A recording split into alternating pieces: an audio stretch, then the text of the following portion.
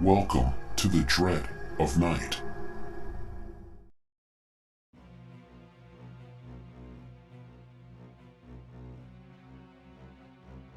I had always dismissed the tales of the Jersey Devil as mere folklore, a campfire story meant to spook the unsuspecting.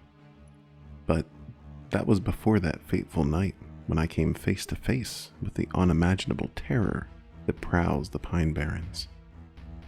It was an overcast evening when I decided to venture into the heart of the Barrens on a dare to prove to my friends that the legends were nothing more than simple tales. Armed with nothing but a headlamp and my skepticism, I set out on what would become the most harrowing experience of my entire life. The woods were dense, and the silence was broken only by the occasional hoot of an owl or the rustling of leaves beneath my feet. It was easy to get lost in the labyrinthine trails, but I pressed on, the morbid beauty of the pine trees bathed in shadows somehow drawing me deeper into their clutches. As I trudged further into the wilderness, I became aware of a pervasive sense of the unnatural. The air grew colder, and a strange smell, a mixture of sulfur and spoiled food, lingered in the atmosphere. My headlamp flickered, casting dancing shadows across the trees.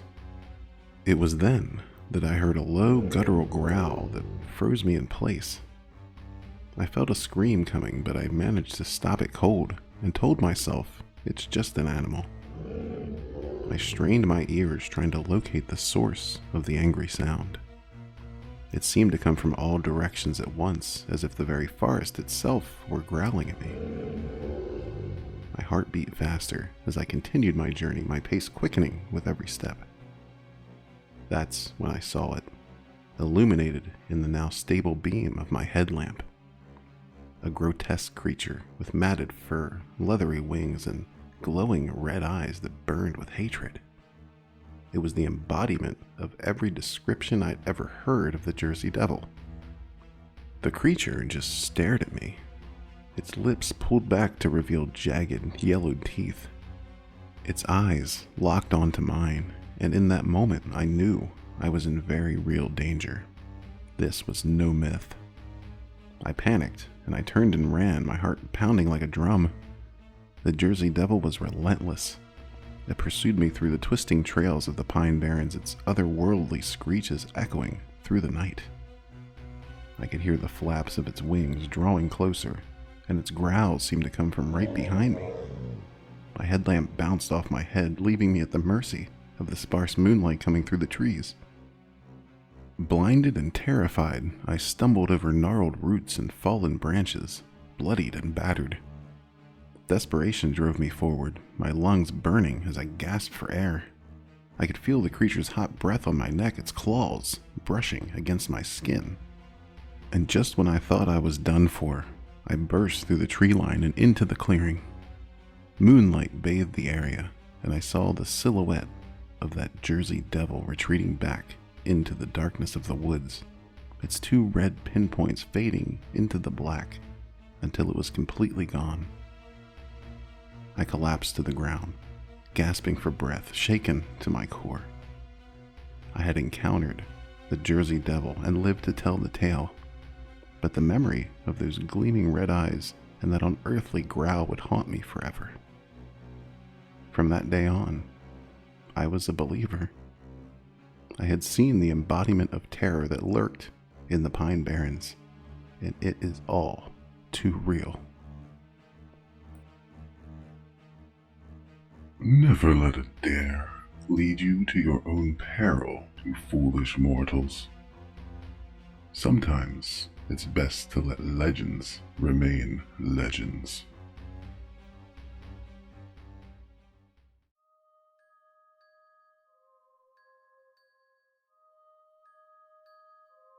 I've always been drawn to the mysterious and unexplained. It's what led me to explore the abandoned farmhouse on the outskirts of town. I heard the rumors, the whispers of something sinister lurking within those decaying walls, but curiosity got the better of me. The night was unusually silent as I approached the forsaken structure, The only sound was the rustling of leaves in the cold, relentless wind. The farmhouse loomed ahead, its windows shattered and its wooden beams creaking with age. Moonlight seeped through the gaps in the clouds, casting long, haunting shadows across the overgrown yard. I pushed open the creaking door, which protested as if it hadn't moved in decades. Inside, the air was heavy with dampness and rot. My flashlight pierced the darkness, revealing the remnants of a life long gone. Rotting furniture lay strewn about, covered in tattered sheets, and the walls bore the marks of time's relentless passage. As I explored further, a shudder came over me. It was as if the very walls of the farmhouse were closing in on me, and a chilling draft seemed to whisper my name. I told myself it was just my imagination playing tricks, but that comforting thought vanished when I heard a soft, almost imperceptible tapping. Turning slowly, I aimed my flashlight toward the source of the sound. 2 children stood just outside the door, their faces pale as death and their eyes black as night. They couldn't have been more than 10 years old, but there was something unsettling about them. They wore tattered clothing, and their skin seemed devoid of any color. I gulped as I stared at them, afraid to move. It was then that the taller child, a boy, spoke with a deep, hollow voice. "We need to use your phone," he said, his words devoid of emotion. My mind raced, and every instinct told me to run, to flee from these unnatural children. But something held me in place, some morbid fascination mixed with terror. "Why do you need to use my phone?" I stammered. The girl, her hair matted and filthy, spoke next. "Our mother is worried. We need to call her." My gut twisted. I didn't believe these children had parents, nor a home to return to in this desolate place. I tried to maintain my composure and lied, saying my phone had no signal. The children's eyes, black as coal, seemed to pierce through me, as if they could see the truth. "Let us in," the boy demanded, his voice growing colder, more menacing. "We won't harm you." It was an odd statement. The door was hanging wide open. If they wanted to come in, nothing was stopping them. But there they stood, requesting an invitation. Then it dawned on me. The stories I'd heard flooded my mind. Stories of black-eyed children who brought only darkness and death. I finally found my voice and shouted, "No, you can't come in." As soon as those words left my mouth, the atmosphere grew even colder, and the children's eyes seemed to absorb what little light was given off by my flashlight. Panic overwhelmed me, and I turned and bolted for the back door, praying I could escape their grasp. I burst out into the night, gasping for breath as I ran. Behind me, I could hear their haunting voices calling out, "Let us in, let us in." But I dared not look back. My only thought was to escape the clutches of those black-eyed children and the darkness they carried with them. To this day, I can still hear their chilling voices in my nightmares. That night, I encountered something truly sinister, and I can't help but wonder what would have happened if I'd let them in. Ah, the black-eyed children. To this day, their intentions remain a mystery. Perhaps they simply wanted to call their mother, or perhaps they wanted to drag him to hell.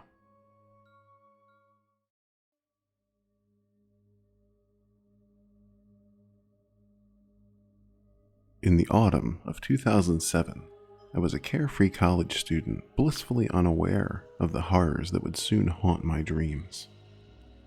It was during a weekend camping trip in the rural heartlands of England that I first laid eyes on the legendary Black Shuck. My friends and I had decided to explore the beauty of the East Anglian countryside. The sprawling fields and ancient forests held a strange allure. and we pitched our tents in a remote clearing far from civilization. It was on the second night of our adventure that the world as I knew it would change forever. We gathered around a crackling campfire, the stars gleaming overhead, and told each other tales of local folklore. Among them was the story of the Black Shuck, a monstrous phantom hound with eyes like burning coals.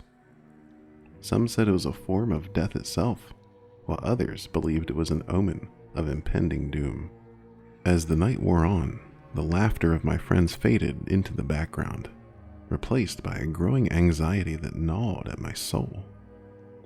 It was as if the very air had thickened with an oppressive darkness. My eyes wandered to the edge of the clearing, where the forest loomed, shrouded in shadows. That's when I heard something. A low, mournful howl that sent a chill racing down my spine.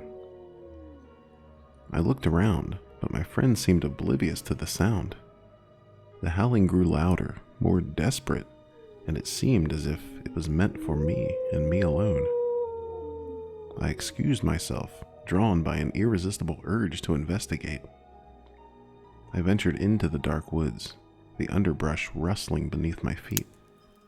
Every crunching stick echoed like a toll of a church bell in my mind as I wandered deeper and deeper into the forest. It wasn't until I got myself thoroughly lost that I saw a pair of embers glowing fiercely in the undergrowth. The Black Shuck had found me. It leaped from the brush, a dog the size of a Volkswagen Bug. Its fur was black as coal, and its muscled body seemed to ripple with unnatural energy. The creature's eyes locked onto mine, and I was paralyzed with fright. The legends were true.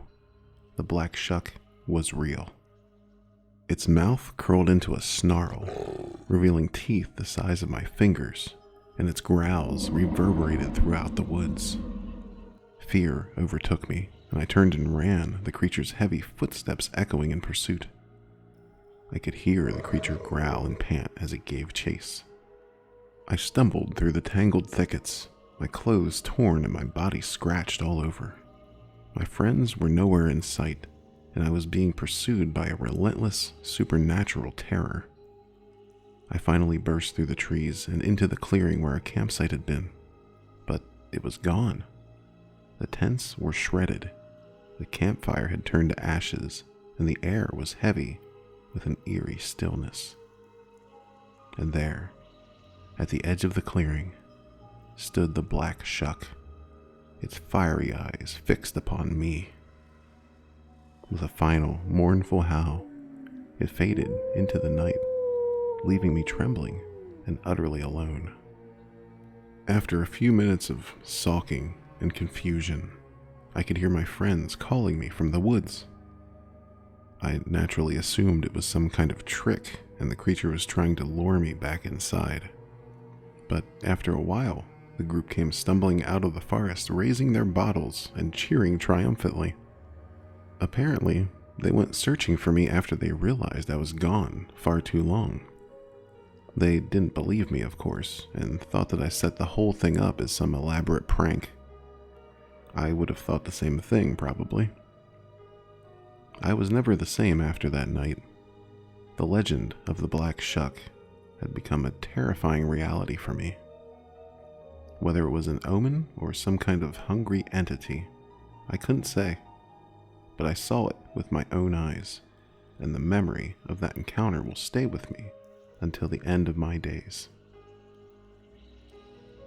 Why mortals decide to wander off alone under such dreadful circumstances, I'll never understand. But what I do know is that far too many of them survive the encounters. I'm so pleased you decided to join us for another batch of Twisted Tales. Please do subscribe and stay a while, and bring your friends and family. We've made a clearing available just for you.